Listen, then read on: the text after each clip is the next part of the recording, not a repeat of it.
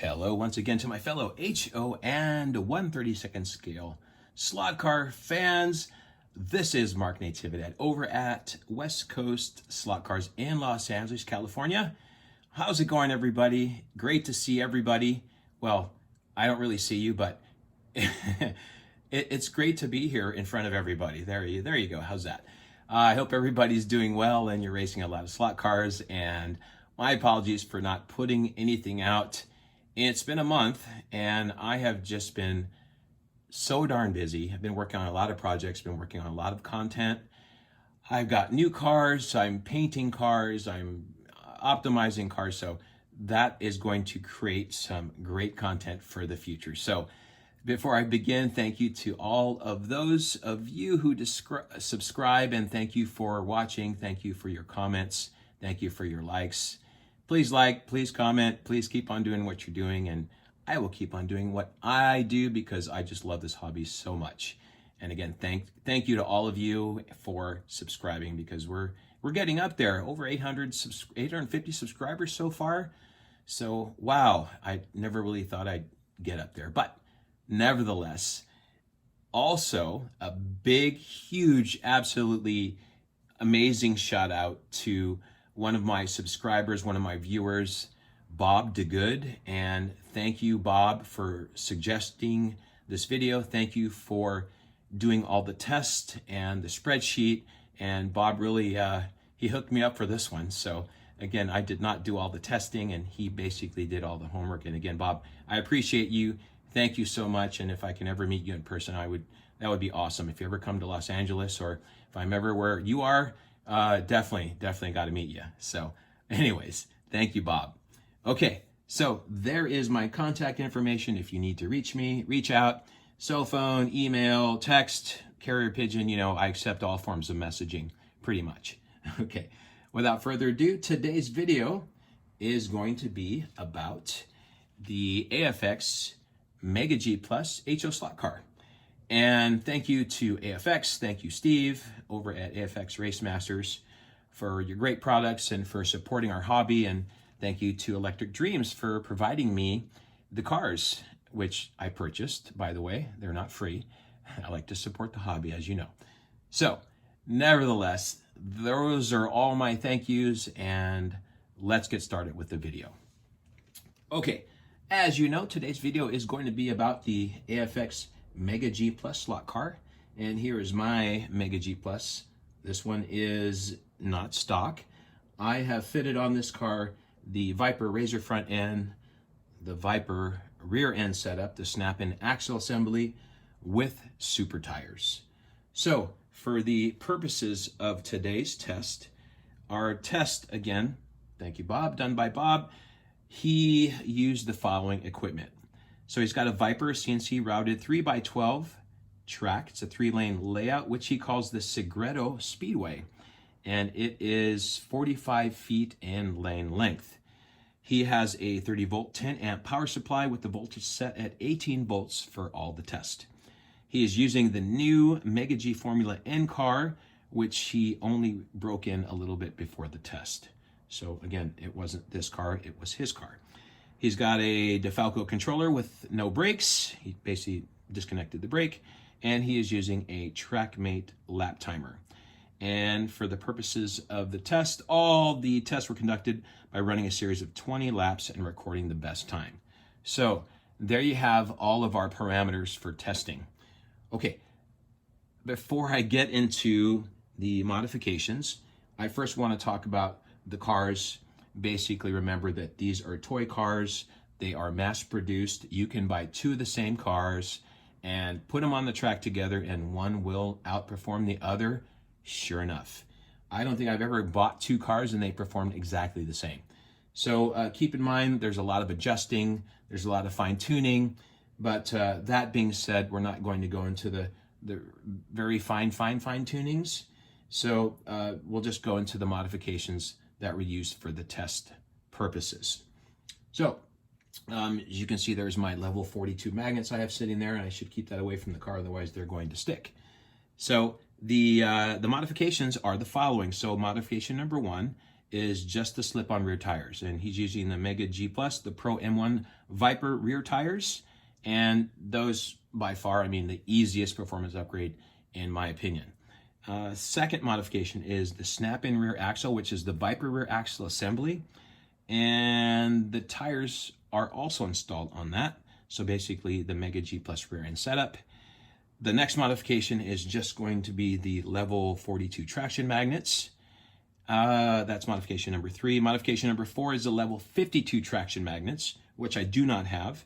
And last but not least, the modification number 5 is going to be the Razor front end. So that's the Razor Mega G Plus Razor front end on that. So those are going to be all of our modifications used. So for testing purposes, in the sense of magnets, putting magnets in and magnet upgrades, please, please, please keep in mind that if you are increasing your magnetic attraction in the cars, basically it's going to allow the car to stick better. However, it may slow the car down. Now, the other thing about the magnets is stock magnets are fine if you're using a power supply, which was supplied to you when you bought your track. And those power supplies usually barely have about an amp.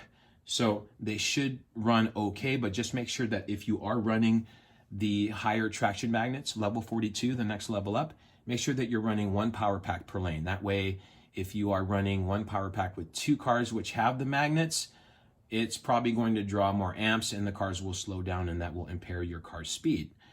Level 52 magnets, the next one up, I definitely do not recommend running on just the standard power pack. It probably won't go and you'll be very disappointed because you spent the money for the magnets, you did all the work, you put the car on the track and the car doesn't go. You will need a power supply, a higher amp power supply, and if you get a variable power supply, you should be fine. So you have been warned.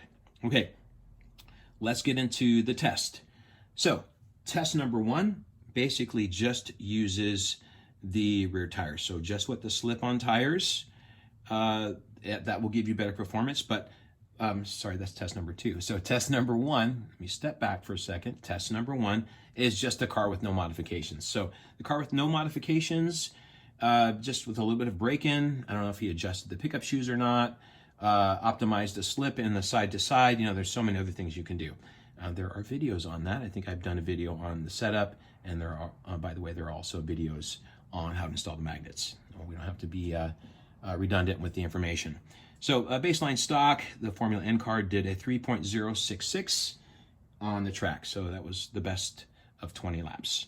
Modification number 2, we're going to add the slip-on tires.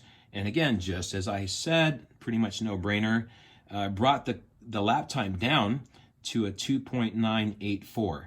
So from stock, 3.066 down to a 2.984. And again, that's just with the rear tires. So again, the cheapest, the best upgrade. If you don't want to spend the wallet there or break the wallet, you can just opt for the rear tires, and that will help you in performance.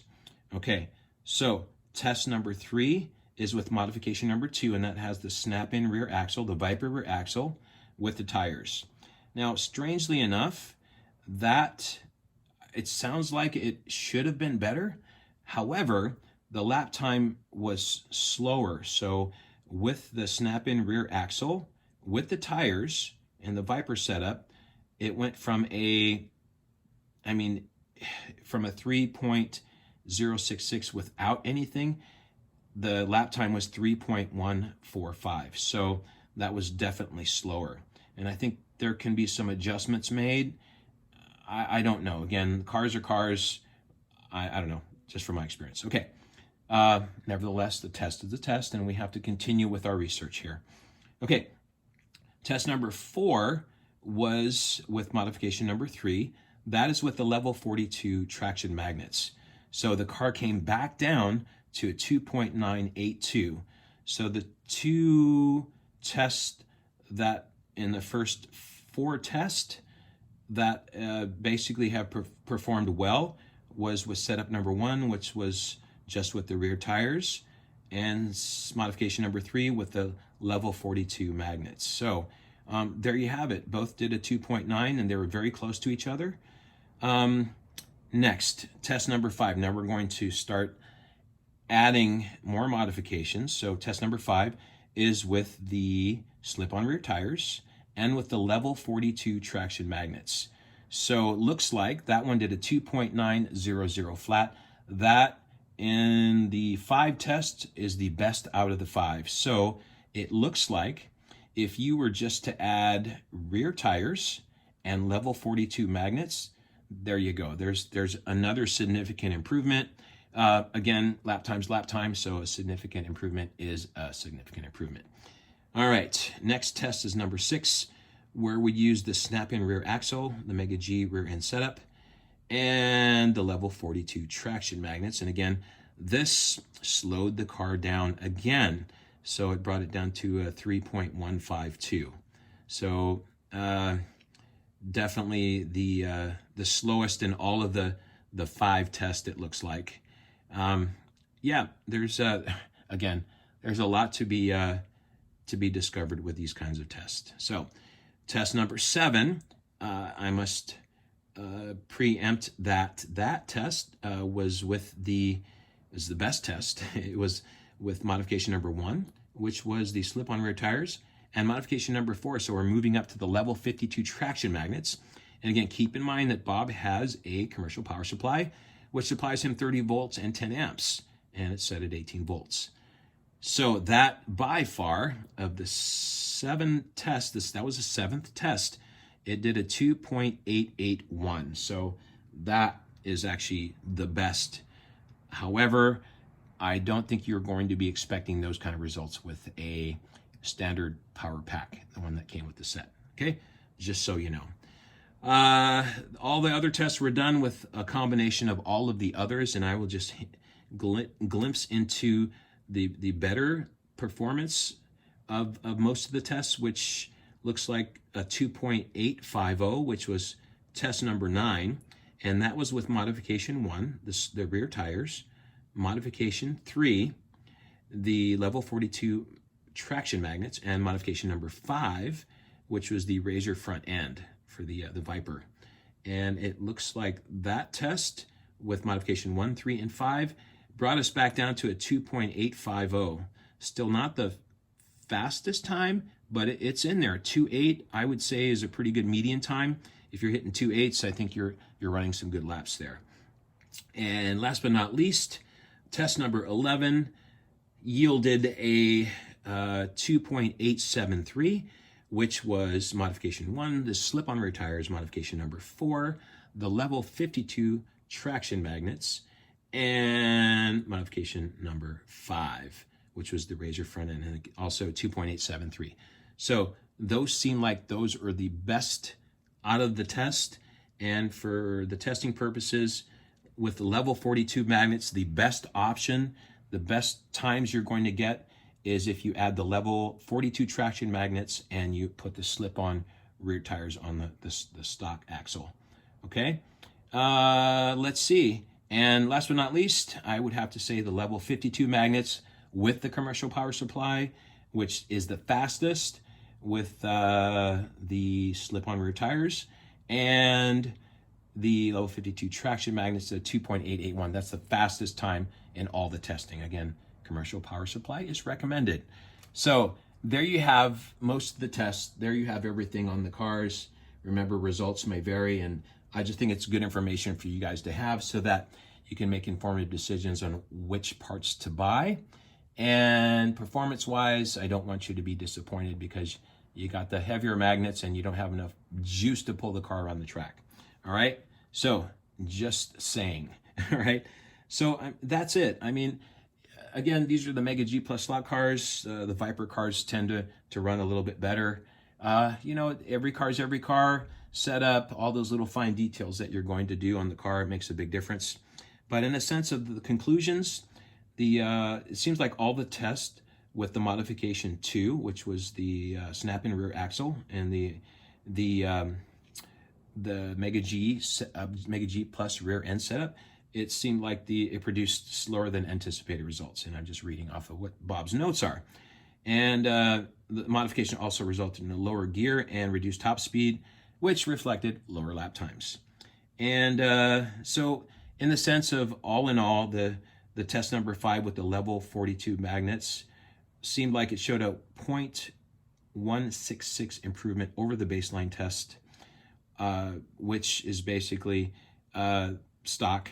And the level 52 is a slightly better, but again, commercial power supply, which showed a 0.185 improvement over baseline.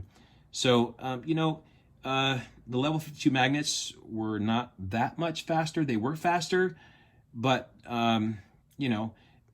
it depends on your driving style. Bob points out that the car was easier to drive. It said while the level 52 magnets are only 0.019 faster than level 42, the car was subjectively easier to drive. And I quote, "Thank you, Bob." All right. Wow. That's a lot of homework on these cars, but nevertheless, it's pretty interesting on the different combinations and the different setups in the car. And again, whatever floats your boat, you guys, remember, results may vary. Don't forget about that. And again, thank you, Bob, for all of your hard work and your research. And that's just awesome. And it's great notes to have, great information for you to have while you're racing so that you can have more fun. Okay, I think that's going to do it for today's video. And again, there is my contact information. Thank you to all of those of you who stuck around and watched the end of the video. There's no Easter eggs, I'm sorry. But, make informative decisions so that you have more fun in your hobby. And please reach out to me. Thank you for subscribing. Thank you for your likes. Thank you for your comments. Keep them coming. And I appreciate all of you. And as you know, I love this hobby. So stay tuned for some more videos to come. Maybe I'll shoot another one today. I think if I do, it's most likely going to be a 1/32. But nevertheless, something for everybody, right? Fun for the whole family. All right, guys. I think that's going to do it for me today. And I will go ahead and sign out. This is Mark Natividad over at West Coast Slot Cars in Los Angeles, California, signing out and saying goodbye for now.